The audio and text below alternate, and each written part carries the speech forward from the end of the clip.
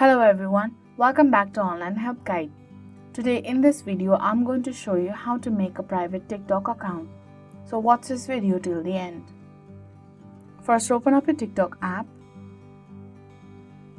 Then tap on Profile that is on the bottom right corner of your screen. Once you are on your profile, tap on three horizontal lines that is on the top right corner of your screen, also known as hamburger menu drawer. A menu bar will pop up. Tap on Settings and Privacy. On Settings and Privacy page, tap on Privacy.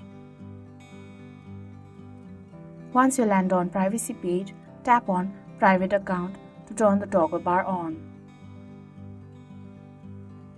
So that is how you make a private TikTok account. Thank you for watching Online Help Guide. Hope this video was helpful. If it was, then hit the like button and comment down if you have any questions or feedback.